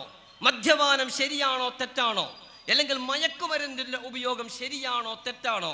യൂത്തനേഷ്യ അഥവാ മെസ്സി കില്ലിങ് ഇത് ശരിയാണോ തെറ്റാണോ, ഇത് തീരുമാനിക്കേണ്ടത്, അഥവാ മോറലി ഒരു കാര്യം റൈറ്റ് ആണോ റോങ് ആണോ എന്ന് തീരുമാനിക്കേണ്ടത് ആരാണ്? ഈ ചോദ്യത്തിന് ആധുനികത മുന്നോട്ട് വെച്ച ഒരുപാട് ആശയങ്ങളുണ്ട്. റിലേറ്റീവിസം എന്ന് പറയുന്ന ഒരു സിദ്ധാന്തം ഉയർന്നു വന്നു. ആ സിദ്ധാന്തം പറഞ്ഞു മോറലി റൈറ്റ് റോങ് എന്ന് പറയുന്ന ക്വസ്റ്റ്യൻ തന്നെ തെറ്റാണ്. ഒരു കാര്യം ശരി തെറ്റ് എന്ന് പറയാൻ പറ്റില്ല. ഓരോരുത്തർക്കും തോന്നുന്നത് ശരിയാണ്, തോന്നുന്നത് തെറ്റാണ്. ഓരോ കൾച്ചറിനും അനുസരിച്ച് ശരി തെറ്റ് മാറും. വ്യക്തികൾക്കനുസരിച്ച് കൊണ്ട് ശരി തെറ്റ് മാറുമെന്ന് റിലേറ്റീവിസ്റ്റുകൾ വാദിച്ചു. യൂട്ടിലിറ്റേറിയനിസ്റ്റുകൾ എന്ന് പറയുന്ന മറ്റൊരു വിഭാഗം വാദിച്ചു ഒരു സമൂഹത്തിൽ കൂടുതൽ ആളുകൾക്ക് പ്രയോജനമുണ്ടാകുന്ന എന്താണോ അതൊക്കെ ശരിയാണ്, അപ്പോൾ കൂടുതൽ ആളുകൾക്ക് പ്രയോജനം കിട്ടുമെങ്കിൽ ഒരു കാര്യം ശരിയാണ്. ഇങ്ങനെ മൊറാലിറ്റിയെ കുറിച്ച ഒരുപാട് ചർച്ചകൾ നടന്നു. അപ്പൊ മോറലി ഒരു കാര്യം റൈറ്റ് ആണോ റോങ് ആണോ എന്ന ഒരു പ്രശ്നം ഉയർന്നു വരുമ്പോൾ അത് തീരുമാനിക്കാനുള്ള അധികാരം മനുഷ്യനിക്കില്ല എന്ന് വിശ്വസിക്കുന്നവർ തന്നെയാണ് ജമാഅത്തെ ഇസ്ലാമി. കാരണം ഞങ്ങളെ സംബന്ധിച്ചിടത്തോളം ഒരു കാര്യം ശരിയാണ് എന്നും തെറ്റാണ് എന്നും അടിസ്ഥാനപരമായി തീരുമാനിക്കുന്നത് ഈ പ്രപഞ്ചത്തിന്റെ സിട്ടാവായ പടച്ചതമ്പുരാനാണ്. ജമാഅത്തെ ഇസ്ലാമിയെ വിമർശിക്കുന്ന കേരളത്തിലെ കമ്മ്യൂണിസ്റ്റുകൾക്ക് വേണ്ടി ദാസ്യവേല ചെയ്യുന്ന കേരളത്തിലെ പുരോഹിതന്മാരോട് എനിക്ക് ചോദിക്കാനുള്ളത്, ഒരു കാര്യം മോറലി റൈറ്റ് ആണോ ശരിയാണോ എന്ന് തീരുമാനിക്കാനുള്ള അധികാരം ജനാധിപത്യ ഭരണകൂടങ്ങൾക്കുണ്ട്, അല്ലെങ്കിൽ പാർലമെന്റിനുണ്ട്, അതല്ലെങ്കിൽ ജനങ്ങൾക്കുണ്ട് എന്ന് പറയാൻ നിങ്ങൾ ധൈര്യപ്പെടുമോ എന്നാണ്. കാരണം അവർ ധൈര്യപ്പെടില്ല. ജമാഅത്തെ ഇസ്ലാമിയെ മതരാഷ്ട്രവാദികൾ എന്നൊക്കെ പറഞ്ഞ് ആക്ഷേപിക്കുമെന്നല്ലാതെ ഈ ഒരു ധൈര്യം അവർ കാണിക്കുകയില്ല. വീണ്ടും കമ്മ്യൂണിസ്റ്റുകൾ പറയുന്നു ജമാഅത്തെ ഇസ്ലാമി ഇസ്ലാമിക രാഷ്ട്രത്തിന് വേണ്ടി നിലകൊള്ളുന്നു, ഹിന്ദുത്വം അവർ ഹിന്ദു രാഷ്ട്രത്തിന് വേണ്ടി നിലകൊള്ളുന്നു. യഥാർത്ഥത്തിൽ ഹിന്ദുത്വത്തെയും പൊളിറ്റിക്കൽ ഇസ്ലാം എന്ന ഈ പദപ്രയോഗം ഉപയോഗപ്പെടുത്തിക്കൊണ്ട് രാഷ്ട്രീയ ഉള്ളടക്കമുള്ള ഇസ്ലാമിനെയും സമീകരിക്കുക എന്നത് അത്യധികം അപകടകരമായ ഒരു സമീകരണ യുക്തിയാണ്. കാരണം എന്താണ്? അടിസ്ഥാനപരമായി RSS പ്രതിനിധാനം ചെയ്യുന്ന ആശയം, RSSനെ നമ്മൾ എതിർക്കുന്നത്, RSS മുന്നോട്ട് വെക്കുന്ന രാഷ്ട്രീയ കാഴ്ചപ്പാട് ഹിന്ദു മതത്തിന്റെ മൂല്യങ്ങളിൽ നിന്ന് ഉള്ള ഒരു രാഷ്ട്രീയ കാഴ്ചപ്പാടാണ് എന്നതുകൊണ്ടാണോ യഥാർത്ഥത്തിൽ RSSനെ നമ്മൾ എതിർക്കുന്നത്? RSSും സംഘപരിവാറും മുന്നോട്ട് വെക്കുന്ന ഹിന്ദുത്വ ഫാസിസത്തിന്റെ പ്രത്യേകത അതിന് മതവുമായിട്ടല്ല ബന്ധം, അതിന് വംശീയതയുമായിട്ടാണ് ബന്ധമുള്ളത്. ഇന്ത്യ എന്ന് പറയുന്ന ഈ മഹത്തായ രാജ്യം ഒരു പ്രത്യേക വംശത്തിൽ പിറന്നവർക്ക് മാത്രം അനുഭവിക്കാനുള്ളതാണ് എന്ന് പഠിപ്പിക്കുന്ന വിഷലിപ്തമായ ആശയമാണ് ഫാസിസം. ഗോൾവാൾക്കർ അദ്ദേഹത്തിന്റെ പുസ്തകത്തില് ഇന്ത്യ എന്ന് പറയുന്ന രാജ്യത്ത് നിങ്ങൾ എത്ര കാലം ജനിച്ചാലും നിങ്ങൾ ജനിച്ച കുലം നിങ്ങൾ ജനിച്ച വംശം അത് ആര്യവംശമല്ലെങ്കിൽ നിങ്ങൾക്കൊരു യഥാർത്ഥ ഇന്ത്യക്കാരനാവാൻ സാധിക്കില്ല എന്ന് അർത്ഥശങ്കക്കിടയില്ലാത്ത വിധം രേഖപ്പെടുത്തിയിട്ടുണ്ട്. അത് രേഖപ്പെടുത്താൻ വേണ്ടി ഒരു കുറുനരിയുടെയും സിംഹത്തിന്റെയും കഥ ഗോൾവാൾക്കർ അദ്ദേഹത്തിന്റെ പുസ്തകത്തിൽ ഉദ്ധരിക്കുന്നുണ്ട്.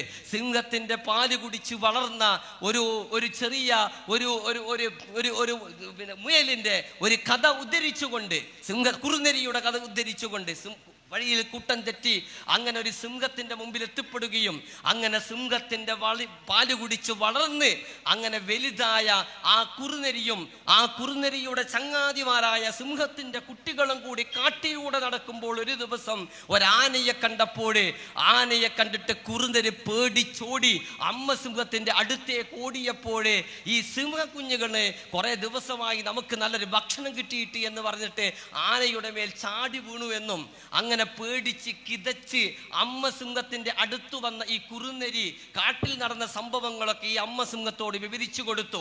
ഞങ്ങളിങ്ങനെ നടന്നു പോകുമ്പോൾ ഒരു വലിയ മൃഗം പ്രത്യക്ഷപ്പെട്ടു. മൃഗത്തെ കണ്ടപ്പോൾ ഞാൻ പേടിച്ച് പ്രാണരക്ഷാർത്ഥം ഓടി ഇതാ ഇവിടെ എത്തിയിരിക്കുന്നു. എന്നാൽ നിങ്ങളുടെ യഥാർത്ഥ മക്കൾ ഓടിയിട്ടില്ല, അവരവിടെ തന്നെ നിൽക്കുകയാണ് എന്ന് പറഞ്ഞ് ഈ പേടിപ്പെടുത്തുന്ന വർത്തമാനം പറയുമ്പോൾ ഈ അമ്മ സിംഹം പറയുന്നുണ്ട്, എൻ്റെ പാല് കുടിച്ചിട്ടാണ് വളർന്നതെങ്കിലും കാണാൻ ഭംഗിയുള്ളതാണെങ്കിലും ജനിച്ച കുലം സിംഹത്തിൻ്റെതല്ലോ. ഇത് ഗോൾവാൾക്കർ പറയുന്നത്.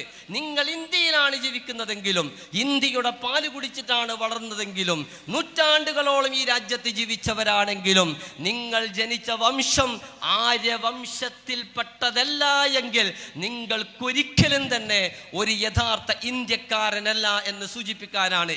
ഇന്ത്യക്കാരനാവാൻ സാധ്യമല്ലാത്ത മറ്റ് വംശക്കാരെ മുഴുവനും തന്നെ ഇന്ത്യയിൽ നിന്ന് പുറന്തള്ളുക എന്നതാണ് സംഘ് പരിവാറിന്റെ അജണ്ട.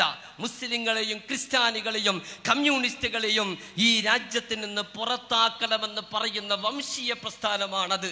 അതുകൊണ്ടാണ് ആ വംശീയ പ്രസ്ഥാനം ശ്രീരാമനെയും ഇന്ത്യയിലെ ഹൈന്ദവ മതത്തെയും തരം പോലെ ഉപയോഗപ്പെടുത്തിക്കൊണ്ട് ഇന്ത്യയിൽ മുഴുവനും തന്നെ അപരമതവിദ്വേഷത്തിന്റെ കനലുകൾ കത്തിച്ചിട്ട് ഇന്ത്യയിലെ തെരുവുകളിൽ മുഴുവനും തന്നെ അപരമതസ്ഥർക്കെതിരെയും വ്യത്യസ്ത നിലപാടുകൾ സ്വീകരിക്കുന്നവർക്കെതിരെയും ആക്രമണോത്സുകമായി അഴിഞ്ഞാടിക്കൊണ്ടിരിക്കുകയാണ് ഇന്ത്യയിലെ ഫാസിസം. ഈ ഫാസിസത്തോടാണ് ജമാഅത്തെ ഇസ്ലാമിയെ തുലനം ചെയ്യാൻ യാതൊരു ലജ്ജയുമില്ലാതെ കേരളത്തിലെ കമ്മ്യൂണിസ്റ്റ് സുഹൃത്തുക്കൾ മുന്നോട്ട് വരുന്നത്. അവരോട് ഞങ്ങൾക്ക് പറയാനുള്ളത്, ഞങ്ങൾ മുന്നോട്ട് വെക്കുന്ന ഇസ്ലാമിക രാഷ്ട്രീയം അഥവാ രാഷ്ട്രീയ ഉള്ളടക്കമുള്ള ഇസ്ലാം അത് വലതുപക്ഷ രാഷ്ട്രീയമല്ല. നിങ്ങൾക്ക് ഇടതുപക്ഷ രാഷ്ട്രീയവും വലതുപക്ഷ രാഷ്ട്രീയവും മാത്രമേ നിങ്ങൾക്ക് തിരിച്ചറിയാൻ പറ്റൂ. വലതുപക്ഷ രാഷ്ട്രീയം എന്ന സ്വഭാവത്തിൽ ചരിത്രത്തിൽ അറിയപ്പെടുന്ന പ്രതിലോമകരമായ ഒരു രാഷ്ട്രീയത്തെയല്ല ജമാഅത്തെ ഇസ്ലാമി മുന്നോട്ട് വെക്കുന്നത്. ഈ രാജ്യത്തെ മുഴുവൻ മനുഷ്യർക്കും അവകാശപ്പെട്ടതാണ് ഈ ലോകമെന്ന് പഠിപ്പിക്കുന്ന ഈ ലോകത്ത് ഈ രാജ്യത്തെ ഒരു മനുഷ്യനും മതത്തിൻ്റെയോ ജാതിയുടെയോ വർണ്ണത്തിൻ്റെയോ ഭാഷയുടെയോ ലിംഗത്തിൻ്റെയോ പേരിൽ വേർതിരിക്കപ്പെടരുത് എന്ന് പഠിപ്പിക്കുന്ന, നേരത്തെ സൂചിപ്പിച്ചതുപോലെ പ്രവാചകന്റെ നേതൃത്വത്തിൽ മദീന കേന്ദ്രീകൃതമായുണ്ടായ ചരിത്രത്തിലെ ഏറ്റവും ഉജ്ജ്വലമായ അധ്യാപനങ്ങൾ ചരിത്രത്തിൽ എഴുതി ചേർത്ത ഖലീഫ ഉമറിനെ പോലെയുള്ള ഭരണാധികാരികൾ മുന്നോട്ട് വെച്ച ഒരു രാഷ്ട്രീയ ഉള്ളടക്കമുള്ള ഇസ്ലാമിനെ കുറിച്ചാണ് ഞങ്ങൾ സംസാരിക്കുന്നത്.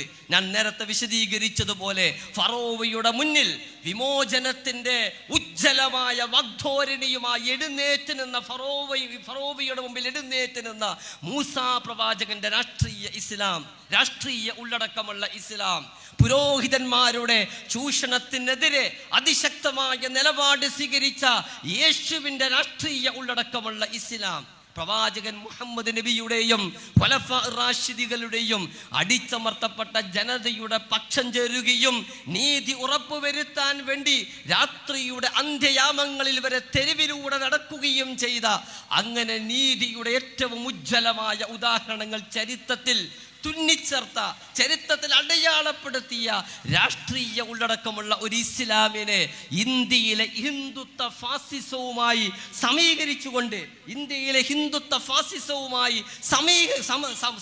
സമീകരിച്ചുകൊണ്ട് ഇതാണ് ജമാഅത്തെ ഇസ്ലാമിയുടെ രാഷ്ട്രീയം എന്നൊക്കെ പറയാന് അത്യാവശ്യം തൊലിക്കട്ടി വേണം. പക്ഷെ ഇതൊന്നും പറഞ്ഞിട്ട് ജമാഅത്തെ ഇസ്ലാമിക്കാർക്ക് പേടിയൊന്നും ഉണ്ടാകാൻ പോകുന്നില്ല. കാരണം ജമാഅത്തെ ഇസ്ലാമിയുടെ പ്രവർത്തകർ ജീവിക്കുന്നത് ഈ രാജ്യത്താണ്, ഈ നാട്ടിലാണ്. ഈ നാട്ടിൽ ഓരോ ഹിന്ദുവിനും, ഓരോ ക്രിസ്ത്യാനിക്കും, ഓരോ മതനിഷേധിക്കും, മതരഹിതനും, കമ്മ്യൂണിസ്റ്റുകാരനും അറിയാം ആരാണ് ജമാഅത്ത് പ്രവർത്തകരെന്ന്. ഞങ്ങൾക്ക് നീണ്ട പ്രഭാഷണങ്ങൾ ആവശ്യമില്ല.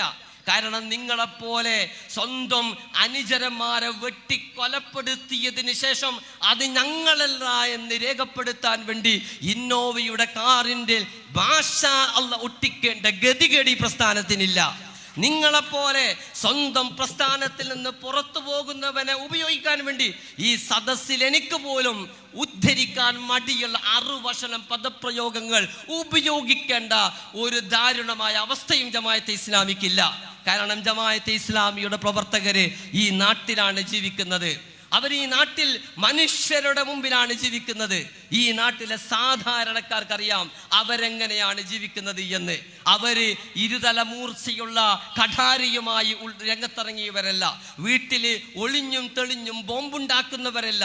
തങ്ങളുടെ സമരം വിജയിപ്പിക്കാൻ വേണ്ടി കണ്ട എല്ലാ സ്ഥലങ്ങളിലും ആക്രമോത്സുകമായ നിലപാടുകൾ സ്വീകരിക്കുന്നവരല്ല. മറിച്ച് ഈ രാജ്യത്തിന്റെ നിയമ സംവിധാനത്തിൽ വിശ്വസിച്ചുകൊണ്ട് തന്നെ ഞങ്ങളുടെ കൈവശമുള്ള ആദർശത്തെക്കുറിച്ചുള്ള മഹത്തായ ആത്മാഭിമാനവാദമാണ് ഈ പ്രസ്ഥാനത്തെ മുന്നോട്ട് നയിക്കുന്നത്. ഈ പ്രസ്ഥാനത്തിന് അതുകൊണ്ട് തന്നെ നിങ്ങൾ കരുതുന്നത് പോലെയുള്ള സ്റ്റിക്കറുകളും ഇനോവയും ഒന്നും ആവശ്യമില്ല. കാരണം ഈ പ്രസ്ഥാനത്തിന്റെ കൈവശം ഉജ്ജ്വലമായ ഒരാശയമുണ്ട്. അന്നാസു സവാസിയത്തും മനുഷ്യൻ ചുർപ്പിന്റെ പല്ലുകൾ പോലെ സമന്മാരാണ് എന്ന് പഠിപ്പിക്കുന്ന ആശയം, മനുഷ്യൻ ആദരിക്കണമെന്ന് പഠിപ്പിക്കുന്ന ആശയം, മനുഷ്യാവകാശങ്ങളുടെ പക്ഷം നിലയുറപ്പിക്കണമെന്ന് പഠിപ്പിക്കുന്ന ആശയം, അശരണരെയും ദുർബലരെയും സഹായിക്കണമെന്ന് പഠിപ്പിക്കുന്ന ആശയം, ദൈവത്തിന്റെ പ്രീതി ലഭിക്കണമെങ്കിൽ ദൈവത്തോട് വിളിച്ച് പ്രാർത്ഥിച്ചാൽ മാത്രം പോരാ, നിങ്ങൾ ഭൂമിയിലുള്ളവരോട് കരുണ കാണിക്കുക, ആകാശത്തുള്ളവൻ നിങ്ങളോട് കരുണ കാണിക്കുമെന്ന് പഠിപ്പിക്കുന്ന ആശയം. ഈ ആശയമാണ് ജമാഅത്തെ ഇസ്ലാമിയുടെ കൈവശമുള്ളത്. ജമാഅത്തെ ഇസ്ലാമി സാമൂഹിക സേവന പ്രവർത്തനത്തിലൊക്കെ ഏർപ്പെടുന്നത് കണ്ടിട്ട് ചിലർ കരുതുന്നുണ്ട് ഇത് രാഷ്ട്രീയമായി അവർക്ക് സീറ്റ് കിട്ടാനാണ്. ഞങ്ങൾക്ക് നിങ്ങളുടെ വോട്ടുകൾ ആവശ്യമില്ല. ഞങ്ങൾ സീറ്റുകൾക്ക് വേണ്ടി നിലകൊള്ളുന്ന പ്രസ്ഥാനമല്ല. മനുഷ്യരെ അവരനുഭവിക്കുന്ന ഇരുട്ടിൽ നിന്ന് വെളിച്ചത്തിലേക്ക് കൊണ്ടുപോകാൻ വേണ്ടി പ്രവർത്തിക്കുന്ന പ്രസ്ഥാനമാണ്. ഞങ്ങളെ സംബന്ധിച്ചിടത്തോളം ഞങ്ങളുടെ പ്രവർത്തനത്തിൽ ഏറ്റവും വലിയ വിജയമെന്ന് പറഞ്ഞാൽ പാർലമെന്റിലും നിയമസഭയിലും അല്ലെങ്കിൽ അസംബ്ലിയിലും ഒന്നും ഒരു സീറ്റ് കിട്ടലല്ല, മറിച്ച് ഒരു മനുഷ്യനെങ്കിലും അവൻ ജീവിക്കുന്ന ഘനാന്ധകാരത്തിൽ നിന്ന് പുറത്തു വന്ന് വെളിച്ചത്തിലേക്ക് നടന്നെങ്കിൽ അതാണ് ഞങ്ങളെ സംബന്ധിച്ചിടത്തോളം ഏറ്റവും വലിയ അധികാരത്തെക്കാൾ ഏറ്റവും വലുത് എന്ന് കൂടി നിങ്ങൾ മനസ്സിലാക്കണം. ഇതൊന്നും മനസ്സിലാക്കാൻ പക്ഷേ രാഷ്ട്രീയ മുഖത്തോടുകൂടി പ്രവർത്തിക്കുന്ന, എപ്പോഴും രാഷ്ട്രീയ താല്പര്യങ്ങളോടുകൂടി പ്രവർത്തിക്കുന്ന കമ്മ്യൂണിസ്റ്റ് സുഹൃത്തുക്കൾക്ക് സാധിച്ചു കൊള്ളണമെന്നില്ല. ഞാനിവിടെ പറയുകയുണ്ടായി എൻ്റെ പ്രഭാഷണത്തിൻ്റെ തുടക്കത്തിൽ ഒരു നിർണായകമായ ചരിത്രഘട്ടത്തിലൂടെയാണ് നമ്മൾ കടന്നു പോകുന്നത്. കേരളവുമായി ബന്ധപ്പെട്ട് മാർക്സിസ്റ്റുകളെ ഇസ്ലാമോഫോബിയ ഉപയോഗപ്പെടുത്തിക്കൊണ്ട് കേരളത്തെ വിഷലിപ്തമാക്കാൻ വേണ്ടി നടത്തിയ നൂറുകൂട്ടം ശ്രമങ്ങൾ തുറന്നു കാട്ടിയതുണ്ട്. തീർച്ചയായും എനിക്ക് ശേഷമുള്ള പ്രഭാഷണത്തിൽ അത്തരം ഉദാഹരണങ്ങളൊക്കെ ഇവിടെ വരുമെന്നാണ് ഞാൻ വിശ്വസിക്കുന്നത്. അതുകൊണ്ട് തന്നെ ഞാൻ അതിലേക്ക് പോകുന്നില്ല. പക്ഷേ എനിക്ക് ചില കാര്യങ്ങൾ കൂടി പറയാനുണ്ട്. മാർക്സിസ്റ്റുകളെ സംബന്ധിച്ചിടത്തോളം, ഞങ്ങളെ സംബന്ധിച്ചിടത്തോളം ഞങ്ങൾക്കറിയാം മാർക്സിസം അടിസ്ഥാനപരമായി ഒരു മതനിഷേധ പ്രസ്ഥാനമാണ് എന്ന്.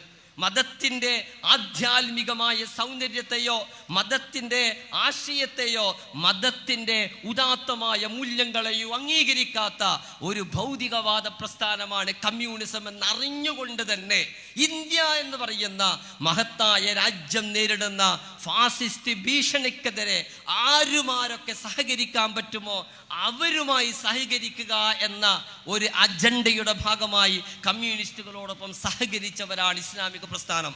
ആ സഹകരണം ഇപ്പോഴും തുടരുന്നുണ്ട്.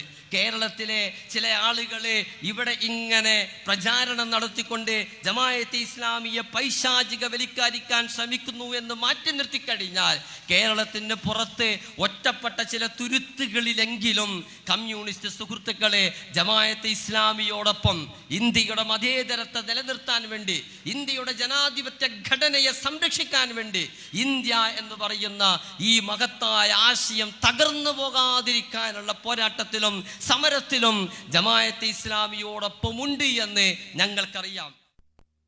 കാരണം ചുവപ്പിൽ നിന്ന് കാവിയിലേക്കുള്ള ദൂരം ഏറെയൊന്നും അകലെയല്ല. അത് നമ്മൾ തിരിച്ചറിയേണ്ടതുണ്ട്. എളുപ്പം മാറാൻ സാധ്യതയുണ്ട്, ചുവപ്പ് കാവിയിലേക്ക് മാറാൻ സാധ്യതയുണ്ട്.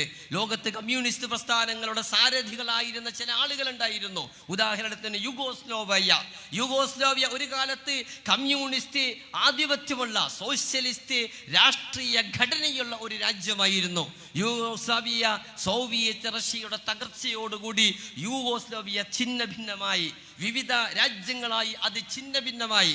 അങ്ങനെ ഛിന്ന ഭിന്നമായപ്പോൾ ക്രോട്ടുകളെ ക്രൊയേഷ്യ കേന്ദ്രീകരിച്ചിട്ടും മുസ്ലിങ്ങൾ ബോസ്നിയ കേന്ദ്രീകരിച്ചിട്ടും അതുപോലെ തന്നെ പല രാജ്യങ്ങളായി അതിങ്ങനെ ഛിന്ന ഭിന്നമായി. ഇങ്ങനെ ഛിന്ന ഭിന്നമായപ്പോൾ വർത്തമാനകാലം കണ്ട ഏറ്റവും ചരിത്രത്തിലെ ഏറ്റവും വലിയ വംശീയ ഉന്മൂലനത്തിന് 90കളിൽ 80 മുതൽ 90 വരെയുള്ള ഒരു കാലഘട്ടത്തിൽ യൂറോപ്പിലെ ഈ യുഗോസ്ലാവിയ സാക്ഷ്യം വഹിക്കുകയുണ്ടായി. ചരിത്രത്തിൽ ഏറ്റവും ഭീകരമായ വംശീയ ഉന്മൂലനമായിരുന്നു യുഗോസ്ലോവിയയെ സെർബിയയിലെ ബോസ്നിയ മുസ്ലിങ്ങൾക്ക് നേരെ നടന്നത്. മുസ്ലിങ്ങളായ ലക്ഷക്കണക്കിന് മുസ്ലിങ്ങൾ കൊല ചെയ്യപ്പെട്ടു, സ്ത്രീകൾ ബലാത്സംഗം ചെയ്യപ്പെട്ടു, സ്ത്രീകളുടെ വയറ് പോലും കുത്തിക്കീറി. ഇന്ത്യയിലെ ഗുജറാത്തിലെ ഫാസിസ്റ്റുകൾ ചെയ്തതിന് സമാനമായ സ്വഭാവത്തിൽ ഗർഭിണികളുടെ വയറ് പോലും കുത്തിക്കീറി അതിൽ നിന്ന് അവരുടെ ചോരത്തിളപ്പുള്ള കുഞ്ഞുങ്ങളെ പിടിച്ച് വലിച്ച് പുറത്തിട്ട ഭീകരമായ അനുഭവങ്ങൾക്ക് സെർബിയ സാക്ഷ്യം വഹിക്കുകയുണ്ടായി. സെർബിയയിൽ ഈ കാര്യങ്ങളൊക്കെ ഉണ്ടായപ്പോൾ സെർബിയയിലെ ഈ വംശീയ ഉന്മൂലനത്തിന് നേതൃത്വം കൊടുത്തവരിൽ പലരും യുഗോസ്ലോവിയ നിലനിന്ന കാലഘട്ടത്തിലെ കമ്മ്യൂണിസ്റ്റ് പാർട്ടികളുടെ നേതാക്കന്മാരും പ്രവർത്തകരുമായി പ്രവർത്തിച്ചവരായിരുന്നു. മറ്റൊരു ഭാഷയിൽ മതരഹിതമായ ഒരു ലോകത്തെക്കുറിച്ച് സംസാരിച്ച, ജാതിരഹിതമായ ഒരു ലോകത്തെക്കുറിച്ച് സംസാരിച്ച കമ്മ്യൂണിസ്റ്റ് പാർട്ടിയിൽ പ്രവർത്തിച്ച ആളുകൾ തന്നെയാണ് യുഗോസ്ലോവിയ എന്ന് പറയുന്ന രാജ്യം ഛിന്ന ഭിന്നമാവുകയും അവിടെ സെർബ് വംശീയവാദികളെ ബോസ്നിയ മുസ്ലിങ്ങൾക്കും ക്രോട്ടുകൾക്കും നേരെ അതിഭീകരമായ വംശീയ ഉന്മൂലനം നടത്തുകയും ചെയ്തപ്പോൾ കമ്മ്യൂണിസ്റ്റ് പാർട്ടിക്കാരായ സെർബുകളുടെ പല നേതാക്കന്മാരും കടുത്ത വംശീയവാദികളായി മാറി ഈ വംശീയ ഉന്മൂലനത്തിൽ പങ്കാളികളായി എന്നത് ഒരു ചരിത്രമാണ്. ഈ ചരിത്രം നമ്മുടെ നാട്ടിലെങ്കിലും ആവർത്തിക്കപ്പെടരുത് എന്ന ഒരു സന്മനസ്സുള്ളത് കൊണ്ടാണ് മാർക്സിസ്റ്റുകളോട് ഞങ്ങൾ പറയുന്നത്, നിങ്ങൾ ഇസ്ലാമിനെയും മുസ്ലിങ്ങളെയും പൈശാചികവൽക്കരിച്ചിട്ട് ലോകത്ത് നടക്കുന്ന എന്ത് പ്രശ്നങ്ങളെയും വർഗീയത, മതഭീകരത എന്നൊക്കെ പറഞ്ഞുകൊണ്ട് നിങ്ങളിങ്ങനെ നടന്നു കഴിഞ്ഞാൽ നിങ്ങളുടെ നേതാക്കന്മാരിൽ പലരും തന്നെ അറിയാതെ ഇതുപോലെയുള്ള വംശീയവാദികളായി മാറും. അങ്ങനെ മാറും എന്നതിൻ്റെ സാധ്യത കൂടി നമ്മൾ മുന്നിൽ കാണണം.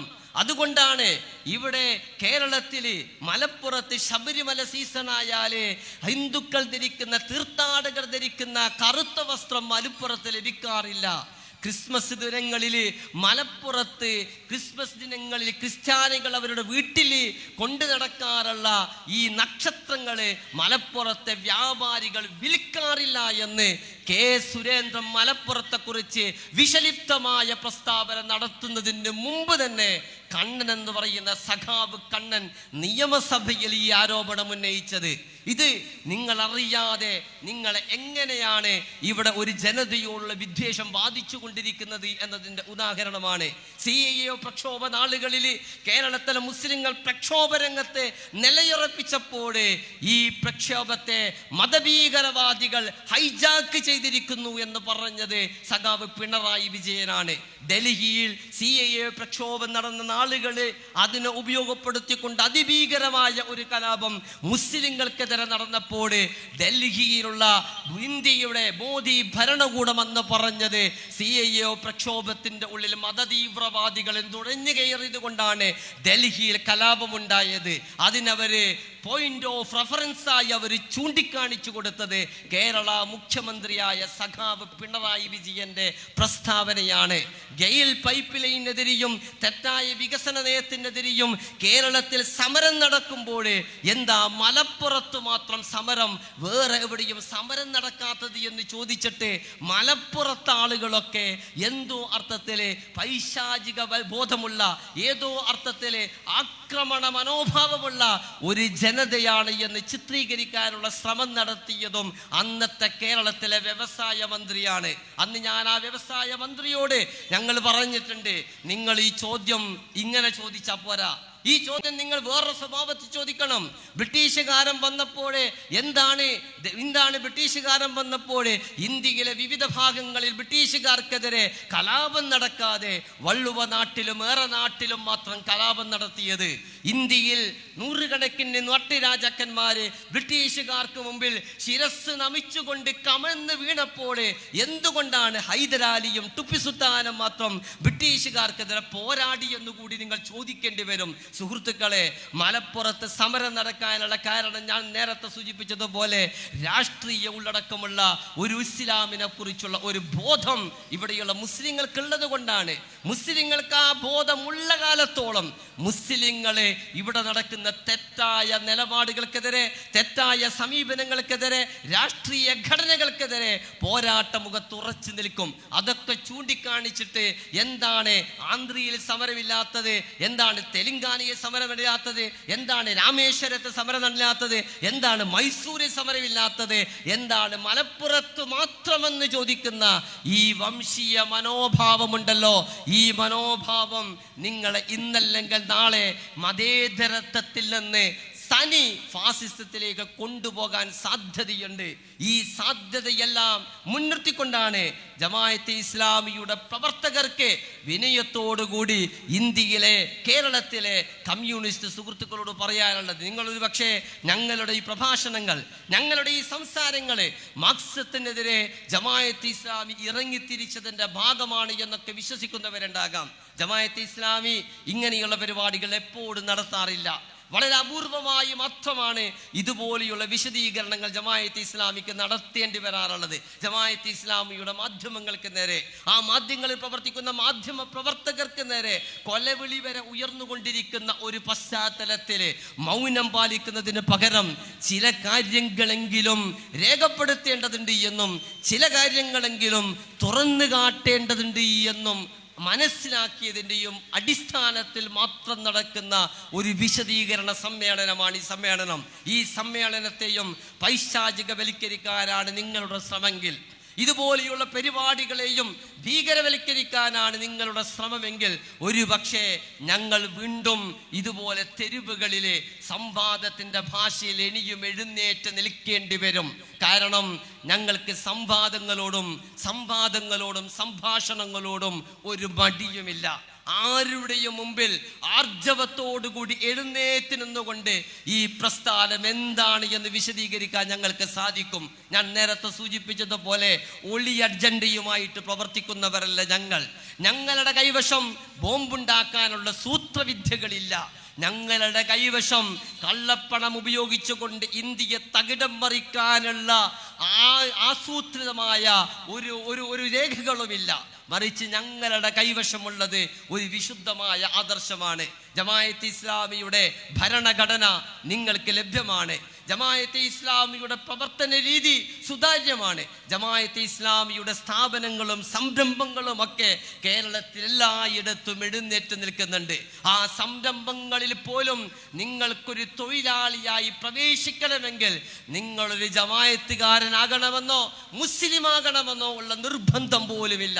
നിങ്ങൾ ആരായിക്കൊള്ളട്ടെ, ഞങ്ങൾ ഉയർത്തിപ്പിടിക്കുന്ന മൂല്യങ്ങളുമായി നിങ്ങൾ സഹകരിക്കാൻ സന്നദ്ധമാണ് എങ്കിൽ ധാർമ്മികമായ നിലപാടുകളുമായി നിങ്ങൾ ഒരുമിച്ച് ചേരാൻ നിൽക്കാൻ സന്നദ്ധമാണ് എങ്കിൽ നിങ്ങൾക്ക് സ്വാഗതമെന്ന് പറഞ്ഞുകൊണ്ട് പ്രവർത്തിക്കുന്ന ഒരു പ്രസ്ഥാനമാണ് ഈ പ്രസ്ഥാനം. ഈ പ്രസ്ഥാനത്തെ ആ സ്വഭാവത്തിൽ ഉൾക്കൊള്ളാനും മനസ്സിലാക്കാനും ഇതുപോലെയുള്ള സംവിധാനങ്ങൾ സഹായകരമാവട്ടെ എന്ന് പ്രാർത്ഥിച്ചുകൊണ്ട് ഞാൻ എൻ്റെ വാക്കുകൾ അവസാനിപ്പിക്കുന്നു. നിങ്ങൾക്ക് നന്ദി.